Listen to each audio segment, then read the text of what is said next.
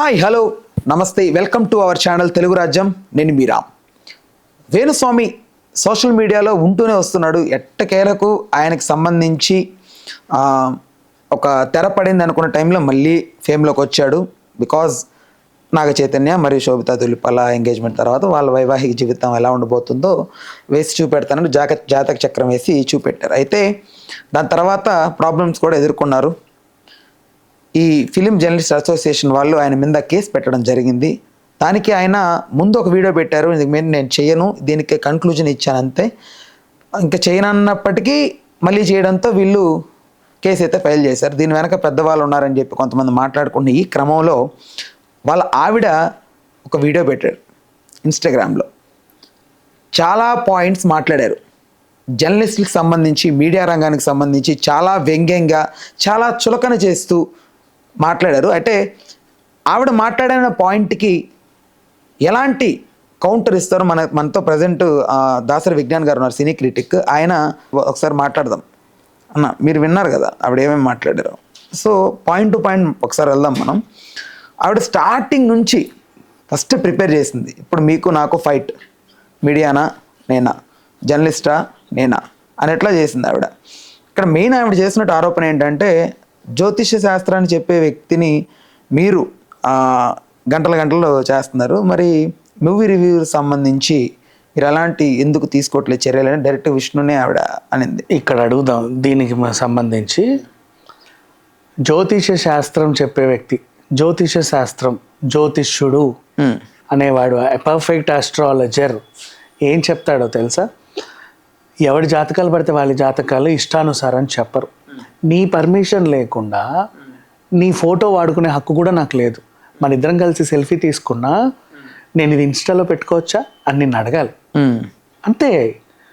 దాని ఉంది పెట్టుకో నువ్వు అంటావు, నువ్వు వద్దనవు, నేను పెట్టుకున్నా నువ్వు వద్దనవు, కానీ నేను అడగడం నా బాధ్యత బేసికల్లీ. అంటే నీ పర్మిషన్ లేకుండా నీ గురించి ఏది నేను మాట్లాడడానికి లేదు. అండ్ పలానా వాళ్ళు మీ నెంబర్ అడిగారు ఇవ్వచ్చా అని ఒక మాట, వాళ్ళ నెంబర్ అడగానే ఇదిగో పంపిస్తున్నా, నీ పర్మిషన్ లేకుండా నీ నెంబర్ ఇంకొకరికి ఇవ్వడానికి కూడా లేదు. You have to ask. అది కనీస పద్ధతి కదా ఏ మనిషికైనా సరే, ప్రతి ఒక్కడికి.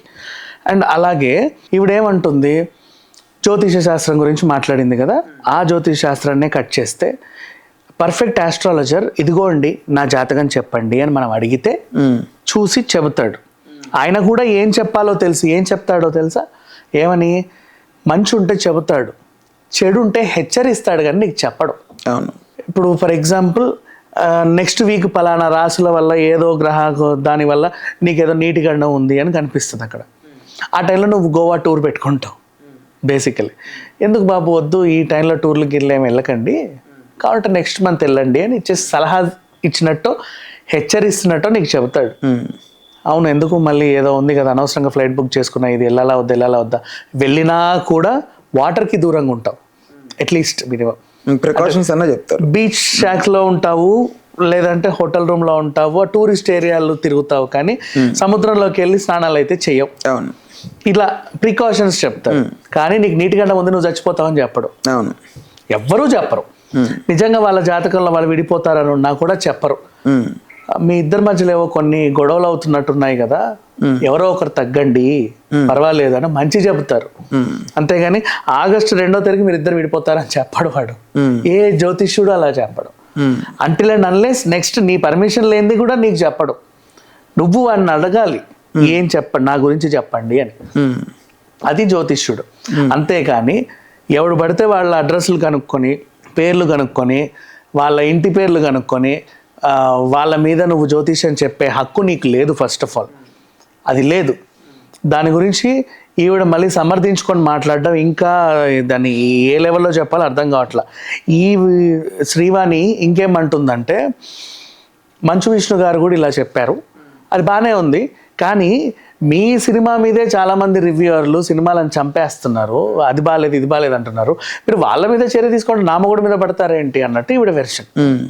కరెక్టే, ఇప్పుడు నేను నిన్ను పొడి చేశా, ఇక్కడే పొడిచా, నువ్వు చచ్చిపోయావు, ఇలాగా పోలీసులు వస్తే అక్కడే నిలబెట్టి ఇట్లా ఎంతమంది ఎన్ని మర్డర్లు చేయలేదు, ఎన్ని అత్యాచారాలు చేయట్లేదు, ఎన్ని కిడ్నాపులు జరగట్లేదు, ముందెళ్ళి వాళ్ళందరిని అరెస్ట్ చేసి తర్వాత నా దగ్గర రండి అని నేనంటే ఊరుకుంటారా? 4 దాన్ని పట్టుకెళ్ళరు.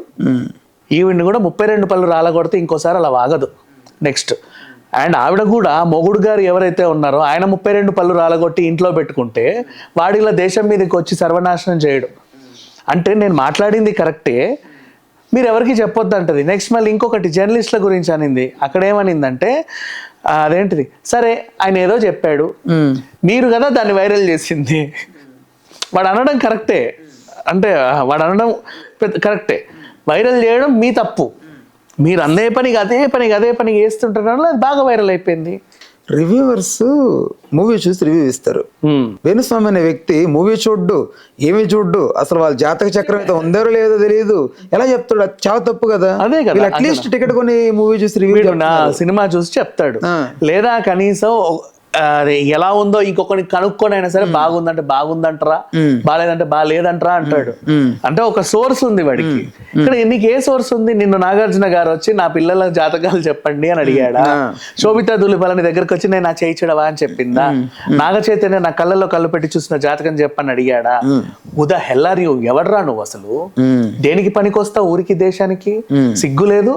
మళ్ళీ దాన్ని సమర్థించుకుంటుండు వీడు. వాడు ఏం మాట్లాడుతున్నాడు అంటే, నా అభిమానులు శ్రేయోభిలాషులు అందరూ ఫోన్ చేసి నేను అరెస్ట్ అంట అన్నారు. నేను లేదండి, నన్ను ఎవరు అరెస్ట్ చేయలేదు, నేను నిక్షేపంగా ఇంట్లోనే ఉన్నానని వాళ్ళకి ధైర్యం చెప్తున్నాను. సార్ గురుగారు మీరు ఇలాగే ధైర్యంగా ఉండండి, మా జాతకాలు ఇలాగే చెప్పండి, మీరు ఇంకా గొప్ప జాతకాలు చెప్పండి, పని మీరు ఎంత బాగా చెప్తారో అని వాళ్ళు కూడా నన్ను మెచ్చుకున్నారు. నా అభిమానులు అందరూ కూడా పాపం అసలు ఎక్కడ వేణుస్వామి అరెస్ట్ అయిపోతాడేమో, మా జాతకాలన్నీ ఏమైపోతాయో ఆయన రిలీజ్ అయ్యేంత వరకు మేము చచ్చిపోతామేమో అన్నట్టు భయపడుతున్నారు.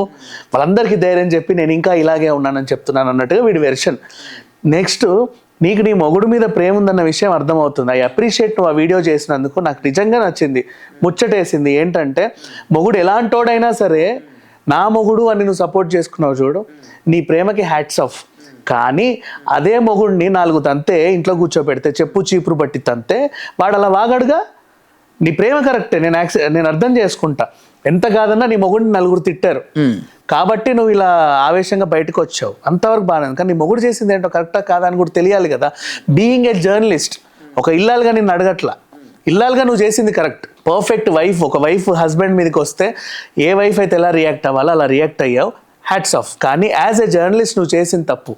నువ్వు జర్నలిస్ట్ అని చెప్పుకోవడం కూడా నువ్వు చేసిన తప్పే ఇంకా చెప్పాలంటే. ఎందుకంటే ఆ మాట మాట్లాడే అర్హతని కూడా నీకు లేదు. వీడు వాగితే వాగాడు, మీరెందుకు అంతా రాస్తున్నారు, ఇంకా వేరే వార్తలు లేవా? నెక్స్ట్ మళ్ళీ దాన్ని ఇంకా వక్రీకరించి సెలబ్రిటీల జీవితాలకు తొంగి చూస్తున్నారు, గోడెక్కి చూస్తున్నారు, బెడ్రూమ్లోకి బాత్రూంలోకి వస్తున్నారు, అది తప్పు కాదంట అన్నప్పుడు నా మొగుడు చేసిన తప్పు ఎలా అవుతుంది? నెక్స్ట్ ఇదేంటి, చాలామంది ఇప్పుడు ఈ మధ్య చూస్తుంటే లావణ్య రాస్తారు నిషు డ్రగ్స్ అంటున్నారు. అవన్నీ మీకు తప్పు కాదా? నా మొగుడు నిందే తప్ప? మన తప్పనేగా చూపెడుతున్నాడు. వాడు తప్పు చేశాడు కాబట్టి, అంటే మిగతా తప్పులన్నిటిని నువ్వు ఎత్తి చూపించి, అంటే ఇంతమంది ఇన్ని చేయగలేంది వీడిది చేస్తే తప్ప అంటున్నావు నువ్వు. సేమ్ ఇందాక చెప్పిన ఎగ్జాంపుల్ లాగా, అంటే నేను నిన్ను పొడవడం తప్పు కాదు, నువ్వు చావడము తప్పు కాదు. అదేంటి, చాలామంది నేరాలు చేసిన వాళ్ళు ఉన్నారు, ముందు వాళ్ళని పట్టుకోవాలంట, తర్వాత వీళ్ళ దగ్గర రావాలంట.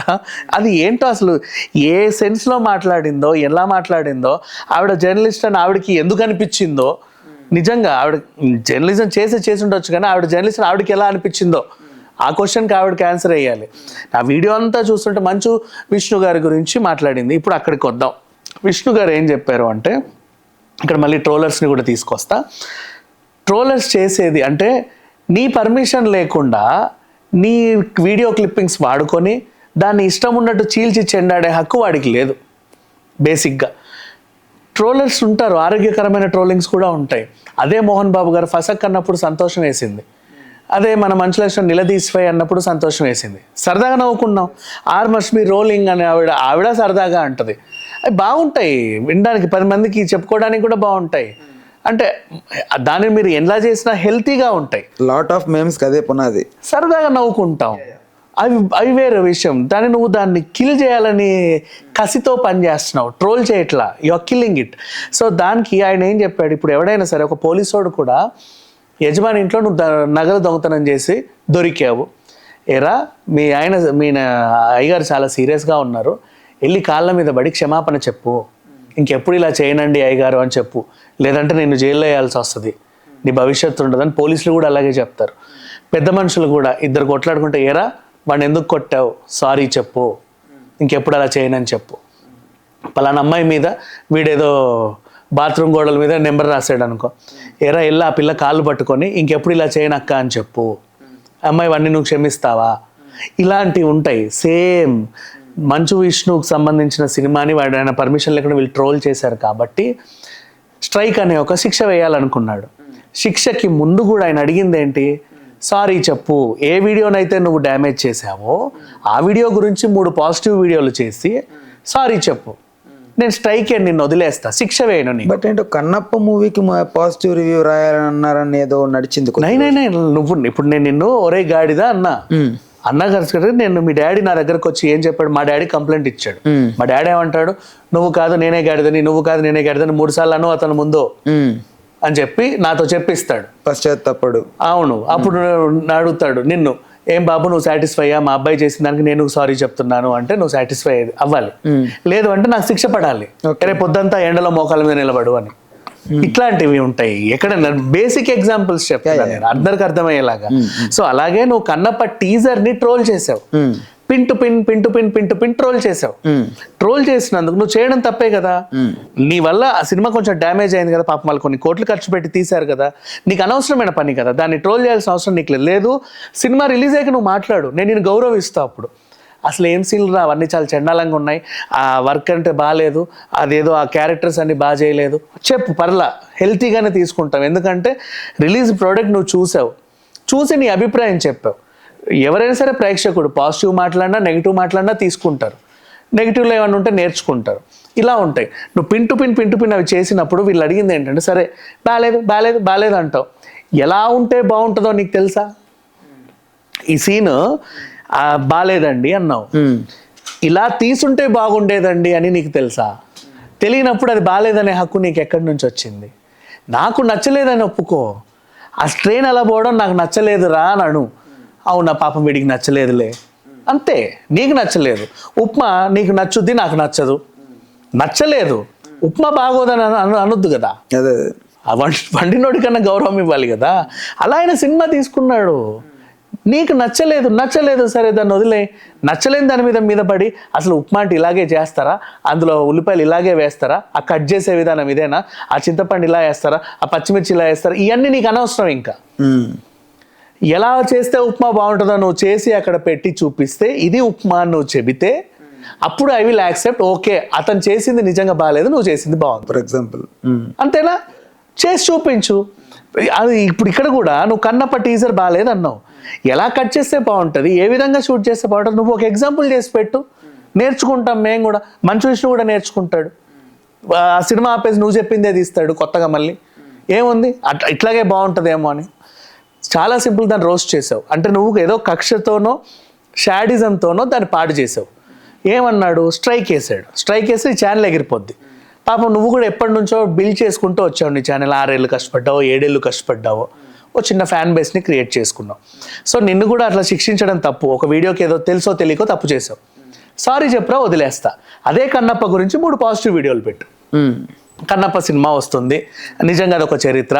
మంచు విష్ణు గారు ఏం చెప్పబోతున్నారో మాకైతే తెలియదు, మేమైతే ఈగర్గా వెయిట్ చేస్తున్నాం. లేకపోతే ఈ సినిమాని మేము కావాలని ఇలా ట్రోల్ చేసాము, ఏదో కక్ష సాధింపు కోసం చేశాము, మేము క్షమించండి అని అడుగుతున్నాం. ఇక మీదట ఎప్పుడు కన్నప్ప గురించి మేము ట్రోల్ చేయము, ఇలాంటివి ఏమన్నా చెప్పు. అట్లా ఒక 3 పాజిటివ్ వీడియోస్ హీ యాజ్డ్. 3. ఎందుకంటే నువ్వు చేసిన డ్యామేజ్ బోల్డ్ అంతా ఆ సినిమా రిలీజ్ మీద పడుద్ది కదా, అందుకని చెప్పేసి ఆ డ్యామేజ్ ఎలా ఉంటుందో కూడా చెప్తా. దానికి కూడా ఎగ్జాంపుల్ జిన్నా సినిమా నిజంగా బాగానే ఉంటుంది. ఆ టెంట్ హౌస్ కామెడీతో ఏదో చిన్నగా అల్లనరేష్ సినిమా కామెడీ లాగా అంతమంది ఆర్టిస్టులతో బాగా చేశారు, బాగుంటుంది. కాకపోతే ఈ ట్రోలింగ్స్ ఎక్కువైన తర్వాత అది ఎలా పడింది తెలుసా? ఆ టైంలో 4 సినిమాలు రిలీజ్ అయ్యాయి. జిన్నా, ఓరిదేవుడా, సర్దార్, అలాగే ప్రిన్స్, 4 రిలీజ్ అయ్యాయి.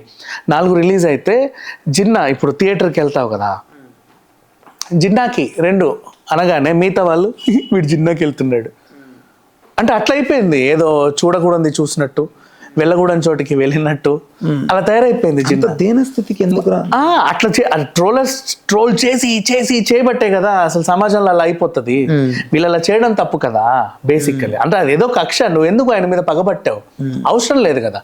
నిన్ను ఎప్పుడైనా ఇంటికి వచ్చి కొట్టలేదు, నీకు ఆయనకి ఏం గట్టు పంచాయతీలు లేవు. చిన్నప్పటి నుంచి ఎప్పుడు మిమ్మల్ని తిట్టుకున్నా కొట్టుకున్నా దాఖలాలు లేవు. Why you are trolling him? ఇక్కడ మెయిన్ పాయింట్ వాళ్ళంతా కూడా ఈ హీరోస్ కానీ ఆర్టిస్టులు కానీ వీళ్ళ పర్స్పెక్టివ్ వీరు అనుకున్నట్టే బిహేవ్ చేయాలి ఇన్ ఫ్రంట్ ఆఫ్ కెమెరా కానీ ఇన్ ఫ్రంట్ ఆఫ్ స్టేజ్ కానీ. లేదు ఏదన్నా వాళ్ళ బిహేవియర్ కొంచెం ఆ సెల్ఫ్ బయటికి తీస్తే వీడికి నచ్చలేదంటే ఈ ట్రోల్ మ్యాటర్ లాగా తీసుకొని ఇంకా ట్రోల్ చేస్తుంటారు. అది ఇంకా ఎక్కువైపోయి రాను అసలు నేను ఖచ్చితంగా ఇతను ఏది రిలీజ్ అయినా ఇది ఏదైనా అటాక్ చేయాలి అన్నట్టు ఉంది. ఆ చిన్న టైంలో కూడా ఇంటర్వెల్లో వీళ్ళు వేరే దగ్గర నుంచి వస్తే ఆ స్క్రీన్ 4 నుంచి వచ్చి హే వీళ్ళు చిన్న నుంచి వస్తున్నారు అంటే ఎక్కడి నుంచి వస్తున్నారు వాళ్ళు? ఇంకెక్కడ ఏదైనా మసాజ్ పార్లర్ నుంచి వస్తున్నారా, లేదా వ్యభిచార కొంపల నుంచి వస్తున్నారా? లేదు కదా. Why you are laughing at them? So ఇట్లా చేశారు.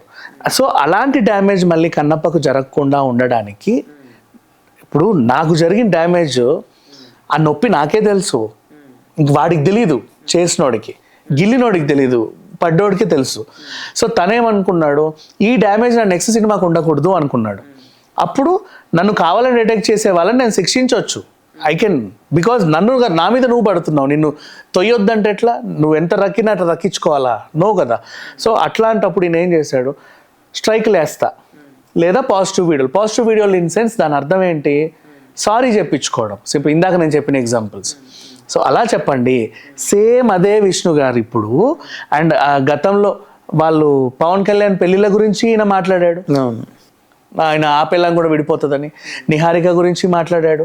సో చిరంజీవి చిన్న కూతురు గురించి కూడా మాట్లాడాడు. ప్రొడ్యూసర్స్ జాతకాలు చూపెట్టుకోవాలి అందరు ఇవి చెప్పాడు ఈయన. అలాంటి ఈయన ఏమన్నాడంటే ఆ వీడియో తీసేసి పాజిటివ్గా క్షమాపణ చెప్పినట్టు ఇంకో వీడియో పెట్టండి అండ్ ఒక టైం కూడా ఇచ్చాడు 48 అవర్స్లో ఆ వీడియో తీసేయండి. మీరు ఏ హీరోయిన్ గురించి అయితే బ్యాడ్గా చెప్పారో, ఏ హీరో గురించి అయితే బ్యాడ్గా చెప్పారో, ఎవరి గురించి అయితే మీరు అనకూడని మాటలు అన్నారో అవి తీసేసి పాజిటివ్ పెట్టండి. లేదా పాజిటివ్ పెట్టకుండా పర్లా, అవి తీసేయండి అట్లీస్ట్. వాళ్ళు బాగుంటుంది. ఇప్పుడు నాగార్జున గారు నీ దగ్గరకు వచ్చిన జాతకం చెప్పమని నేను అడగల. అండ్ ఇంకోటి నువ్వేమంటున్నావు, ఆ టైంలో ఆ గ్రహ కూటమి వల్ల వీళ్ళిద్దరు జాతకాలు చూస్తే వీళ్ళు విడిపోతారు అనిపించింది, ఏదో చెప్పుకోవచ్చు. ఇప్పుడు నాగార్జున గారు చాలా సింపుల్గా ఏదో టైంపాస్ చేయడానికి ఆ ముహూర్తం పెట్టుకోడుగా. ఎంతమందిని అడుగుతారు? అండ్ ఆయనకి ఒక బ్రేకప్ అయింది, పెద్ద కొడుక్కి ఒక బ్రేకప్ అయింది, చిన్న కొడుక్కి ఒక బ్రేకప్ అయింది. ఇన్ని బ్రేకప్ల తర్వాత వాళ్ళ ఫ్యామిలీలోనూ కూడా కొన్ని బ్రేకప్స్ అయ్యాయి. అవునవును. ఇన్ని అయిన తర్వాత వచ్చే ఒక ముహూర్తం నిజంగా బాగుందా లేదా అని ఎంత కసరత్తు చేస్తే కానీ ఆ ఎంగేజ్మెంట్ ప్లాన్ చేసుకోరు వాళ్ళు. అట్లాంటిది ముహూర్తం తప్పు అని నువ్వు అన్నావు అంటే ఆ పెట్టిన ఆ పండితుడు ఎవరో ఆయనతో నువ్వు డిబేట్ చేయి. ఏవండి ఇలా నువ్వు పెట్టావు కదా ఈ ముహూర్తం ఈ ప్రకారంగా ఈ క్యాలిక్యులేషన్ ప్రకారంగా తప్పు అని. అప్పుడు అతను నిన్ను డిఫెండ్ చేసుకుంటాడు, లేదురా బాబు నీకే నాలెడ్జ్ లేదు, ఈ యాంగిల్లో చూస్తే ఈ ముహూర్తం కరెక్టు అని. It's a healthy debate. అలా పెట్టుకో. అంతేగాని శుభమాన పెళ్లి జరుగుతుంటే, ఒక మంచి ఎంగేజ్మెంట్ జరుగుతుంటే వెళ్ళేసి వీళ్ళు విడిపోతారు అంటే ఎలా ఉందంటే ఏంటిది, ఎలా పెళ్ళి ఎలా జరిగిందంటే అదేంటిది పెళ్లి కూతురు ముండా అంటాడు చూడు, ఆ విధంగా ఒక సామెత ఉంది. అదేంటో నాకు సైన్ గుర్తు రావట్లా. అట్లా తయారైంది. అసలు వీడు నోరేంటి, వీడు ఎలా మాట్లాడుతున్నాడు, ఎవడు వీడి చేత మాట్లాడిస్తున్నాడు, ఆ సంసారం చెడితే వీడికి వచ్చేదేంటి, వీడికి పొందే ఆనందం ఏంటి. గతంలో సమంత నాశనం విడిపోయిందని కూడా ఫస్ట్ చెప్పింది నేనే, ఇప్పుడు ఇది కూడా చెప్పాల్సిన బాధ్యత నాకు ఉంది అని భుజాన్ని వేసుకున్నావు. నువ్వు ఎవడరా చెప్పడానికి? ప్రతిదీ కంటిన్యూషనే కదా. ఇంకా అనుకుంటే అప్పుడు నువ్వు చెప్పానన్నావు, ఇప్పుడు మళ్ళీ అంటే రేపు ఎలక్షన్ వస్తుంది, దానికి ముందు నేను చెప్పాను కదా దాని కంటిన్యూషన్ ఇది. రేపు ప్రభాస్ సినిమా రిలీజ్ అవుతుంది, మళ్ళీ ఎప్పుడైనా నిన్ను ఎవడు చెప్పమన్నాడు? నువ్వెవడు చెప్పడానికి అసలు? ప్రతిదీ కంటిన్యూషనే కదా. అండ్ మళ్ళీ ఏ జర్నలిస్ట్ అయితే నా మొగుడు చేసింది తప్పు కాదు అని వాగుతుందో, ఈ వాగుడిది ఏం చేసిందంటే నన్ను అడిగితే ఈమె జర్నలిస్ట్ అని చెప్పుకుంటుంది కదా, ఈమె ఇస్తుందేమో వాళ్ళకి స్క్రిప్ట్లు, వాళ్ళందరి పేర్లు ఊర్లన్నీ కనుక్కొని కసరు జర్నలిస్ట్ కదా, మంచిగా డిటెక్టివ్ జర్నలిస్ట్ అయి ఉంటుంది. అన్ని తీసుకెళ్ళి మొగుడు గారు వీళ్ళందరి జాతకాలు చెప్పమని ఇవి ఇస్తుందేమో. సోర్స్ ఈవే అయి ఉంటుంది. అందుకే ఆయన తిడితే ఈవిడకు మండింది. లేకపోతే ఈ గుమ్మడికాయల దొంగ ఎందుకు బయటకు వస్తుంది? అవసరమే ఉంది. ఇన్నాళ్ళు లేని ఉలుకు ఇప్పుడు ఎందుకు వచ్చింది ఉన్నమాట అంటే అంతేగా. వేణుస్వామి పెంచుకున్న అతని గ్రాఫ్ ఒకసారి చూస్తే ఒకప్పుడు 3,000 రూపాయలు ఉన్న ఆయన అపాయింట్మెంట్ ఈరోజు 10,000 అయింది. వాడేవాడండి అపాయింట్మెంట్కి 10,000 అడగడానికి? అసలు వాడి దగ్గరికి ఎందుకు వెళ్తున్నారు మీరు? వాడే ఒక నీచం, వాడి దగ్గరికి చేయి చూపుకుంటూ వెళ్తున్నారు. మీరు ఇంకెంత నీచం? వీళ్ళకి వెళ్ళే వాళ్ళకి సిగ్గు అనిపించట్లేదా? వాడికి ఫోన్లు చేసి జాతకాలు ఎలా అడుగుతున్నారు మీరు? మీ జాతకాలు ఏంటో మీకు తెలియట్లా? యూట్యూబ్లో ఓపెన్ చేయండి, కాళ్ళ ఫ్రీగా 100 జాతకాలు చెప్పే మహా పండితులు ఉన్నారు. వాళ్ళందరికీ చూడండి. అయినా కాకపోతే మీ దగ్గరలో ఉన్న గుడికి వెళ్ళండి, చక్కగా ఉగాది పంచాంగ శ్రవణం వినండి. మీకు అంతగా జాతకాల మీద మోజుంటే వీడిని దొంగ బాబాలు నమ్ముతారేంటి సిగ్గు లేకుండా? అసలు వీడి దగ్గరికి వెళ్ళే వాళ్ళని అనాలి, అప్పుడు వాళ్ళు కదా ఉండేది. ఒక్కడికన్నా సిగ్గుందా? సిగ్గుంటే వీడి దగ్గరికి ఎవడన్నా వెళ్తాడా? వీడే ఇంత నీచం. వాడిని వీడి దగ్గరకు వచ్చేటోళ్ళని కూడా అలాగే చెప్తారేమో, ఆగస్టులో నీ కొడుకు విడాకులు తీసుకుంటాడు, అయ్యో ఆగస్టులో నా కొడుకు విడాకులు తీసుకుంటాడు అంటే భయపడి వెళ్ళిపోతారు వీళ్ళు. అట్లా ఉంది, వాళ్ళు ఏమనుకోవట్లా. రే నువ్వు చేసిన చాలా తప్పు, శుభ్మాన ఎంగేజ్మెంట్ జరిగితే విడిపోతారని నువ్వు చెప్పావు, దానికి నువ్వు ఆ వీడియో తీసేయి, వాళ్ళకి సారీ చెప్పు. అప్పుడెప్పుడు చెప్పావుగా జగన్ విషయంలో బహిరంగ క్షమాపణ చెప్పి నేను ఇంకెప్పుడు చెప్పను చదువుకోవాలి అని అలిగావు కదా, మళ్ళీ ఎందుకు తయారయ్యావు దరిద్రంగా? నిజంగా ఆ రోజు నాకు కొంచెం ఓకే అనిపించింది. బికాజ్ అంటే పశ్చాత్తాపం అనిపించిన ప్రాయశ్చిత్తం లేదన్నట్లు ఆయన వచ్చి వీడియో పెట్టడం ఓకే. అప్పటి వరకు ఆయన సంపాదించుకున్న ఫేమ్ అంతా పక్కన పెట్టేసి వాట్ ఎవర్ వచ్చి వీడియో చేయడం నాకెందుకు ఓకే అనిపించింది. అంటే ఇప్పుడు ఎదురు తిరుగుతున్నాడు, మళ్ళీ రక్కేస్తున్నాడు మీద పడి. ఎందుకురా నేను చెప్పొద్దు, నేను చెప్పాలని నేను చెప్పొద్దానే ఉంటా, మీకు నచ్చకపోతే చెవులు మూసుకోండి. నా గురించి అయినా సరే నా మొగుడు చెప్పిన జాతకము పర్లా, నా మొగుడికి అక్కడ ఉన్నోడికే తెలుసు. మీ జర్నలిస్టులు వైరల్ చేసినందుకే ఇది వార్త ఊరంతా తెలిసిందని చెప్పి వాళ్ళ పెళ్ళాం వచ్చి అంటది.